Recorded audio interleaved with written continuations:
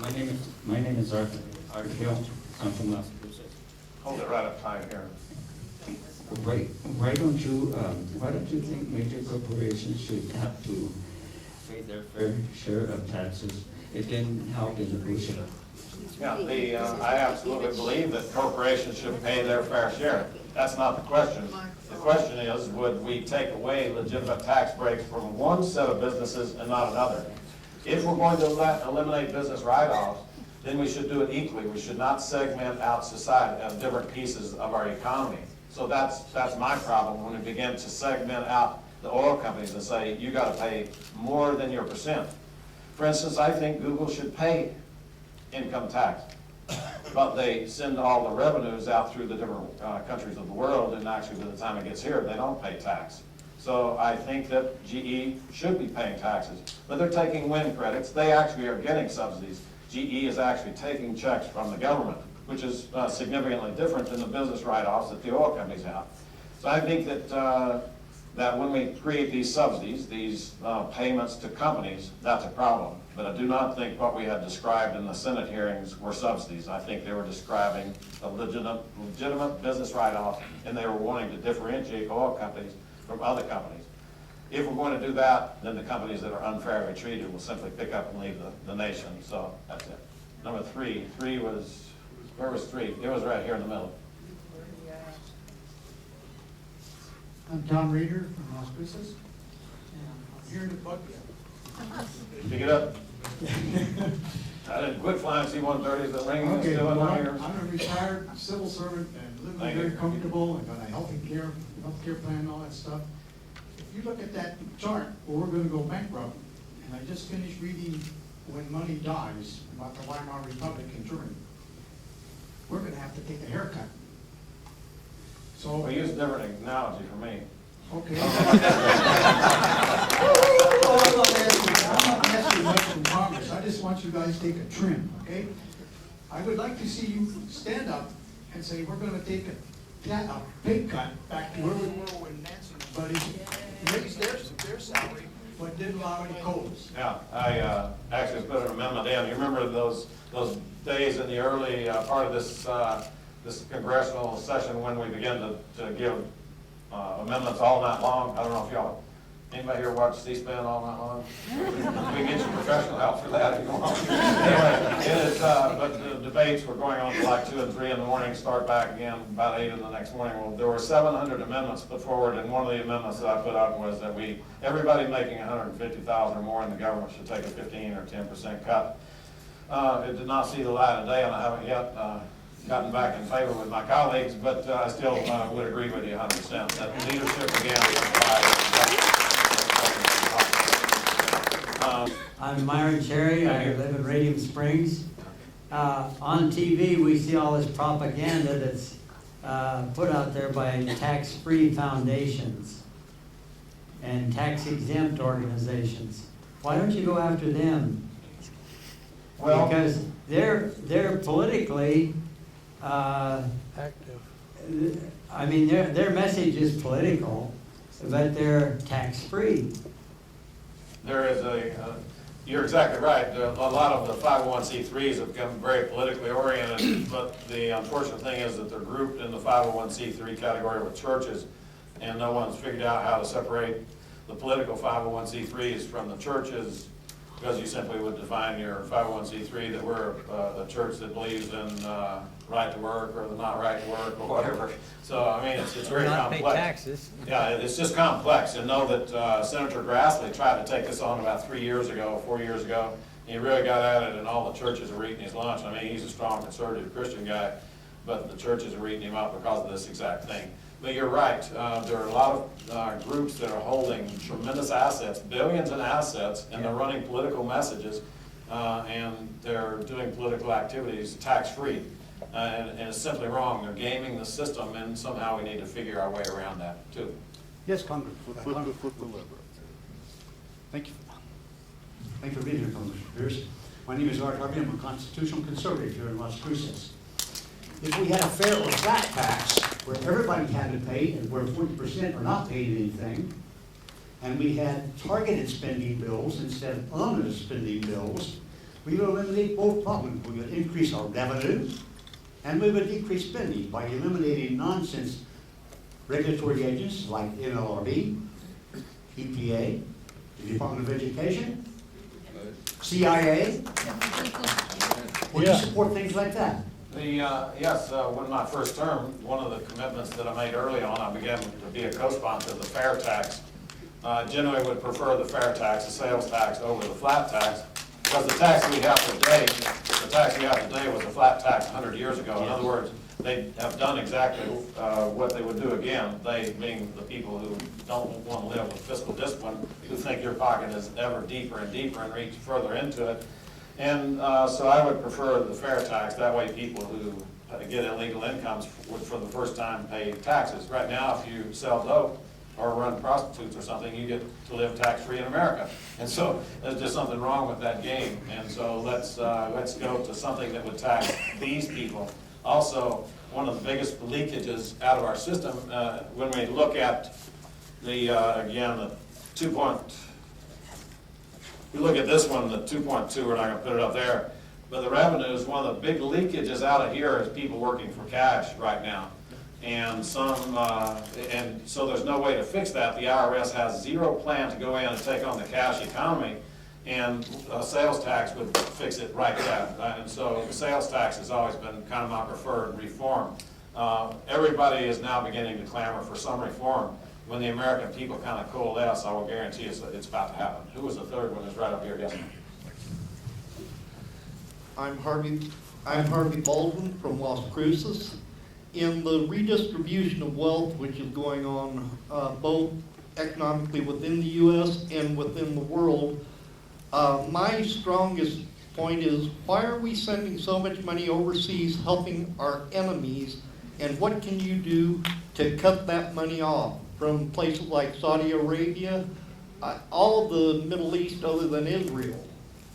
Back to the gentleman's question that was right here about we cut a pretty small amount. I don't know if y'all are paying attention, but that vote on the CR came up on a Friday night, and it was 10:30 at night. We were sitting there. We still didn't have an agreement, and I stood up at that point and said to our leadership, you know, it's not that hard to find 30 or 40 billion if you begin to cut off the money to people who hate us, and why don't we do that? If we don't have an agreement, then put that in. It is roundly appreciated by every American. I don't know anybody who wants to continue to fund people that hate us. I don't think we have to pay people to hate us. I think they'll do it for free. So anyway, we can make these cuts, and that's one I would gladly support, and one that we have supported. But for some reason, I don't know if it's the Senate or whatever, is just not agreeing to that. I promised to come over to this. I'm going to go 1, 2. You're a second time question, aren't you? Are you second or first time? You. Okay, I'll go to you then. No, I'm going to go to you, the young lady there. You'll be number 3. Okay. Hello? Okay. So we all know you voted for the Ryan budget. You voted to cut $1.4 trillion. My name is Lucia. I'm sorry. Citizenship? You voted to cut $1.4 trillion in Medicaid. 1 in 4 New Mexicans are on Medicaid. You're supposed to represent New Mexico. We have over 500,000 recipients on Medicaid.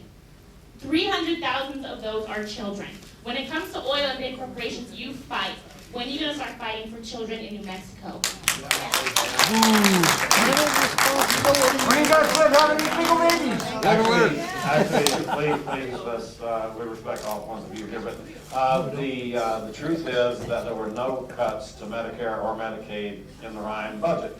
Those are simply things that are thrown out, and you just have to go and find those cuts for me. If you want to show me where the cuts actually are, that's one thing. Now, there are people who are saying that it creates a voucher plan. That's a little bit different from premium support. Premium support on Medicare is exactly, again, what President Clinton suggested in '99. So, again, I just would just say that the budget that Ryan put forward does not cut Medicare or Medicaid in the next years. You can see we've got a chart that shows those numbers actually going up. Yes, ma'am. That's true, yeah. My name is Vanessa Wills. I'm from Santa Teresa. And My comment is this, is I believe that politicians in Washington DC are out of touch with reality because they're allowed to stay there too long. And I've received 2 inheritances in my life from my mom and my dad when they passed away. And when you get money that you don't work for, it's very easy to spend it. So, and that's what I believe happens to our politicians. So here's my question, is we've tried, the American people, to the best of my knowledge, I'm barely politically literate, but we've tried to vote in term limits, which I believe is an answer, because if you have to go back out and work and know what it's like to have to say no to dinners out and vacations and all that, you might be better at spending those trillions that come at you. Yeah. So why do we keep trying to vote it, we the people, try to vote it, and then we have lawyers who say it's unconstitutional? Well, I don't know if anybody's ever said it's unconstitutional. A lot of states have actually implemented it. It's never, I don't think, ever been a vote. I'm okay with term limits, but you got to figure out 2 things right with that. If you limit the elected official, then you've got to figure out how to limit the unelected officials. That meaning that the hardest problem I run up against are bureaucrats who know that they can outlast me. That I might be here 2 years, I might be 10 years, but they can simply change, they can stop any change that's going on. Do you mean special interests by bureaucrats? No, the bureaucrats. These are people, for instance, the Forest Service. The Forest Service simply said that we're going to stop cutting trees 20 or 30 years ago, and they've stopped cutting trees, so it's completely killed the timber industry in most of the states in America. That has caused our 2.2, that's caused the 2.2 to shrink down because those people are off. So one of the vivid examples is the National Park Superintendent out at White Sands. Just my first year, 2003, he put a bid out that said, if you want to bid on the concession here in White Sands, that you have to build new restrooms and you have to build a new parking lot. Well, that was going to be $800,000, and the company only had $800,000 a year revenues, and their net was probably $60,000, and they had to pay their owner salary out of the 60, and so suddenly they're going to have to be $800,000. And so I went to him and I said, you know, why are you asking these people to build the restrooms? He said, because we did a census. He said, we watched, we counted every car that came in for months, and every car they would come and they would park right there, and they'd walk across. He said, first of all, they'd go into the restroom, and then they'd walk across and go into that curio store. I said, do tell, so that's the reason you're going to do it.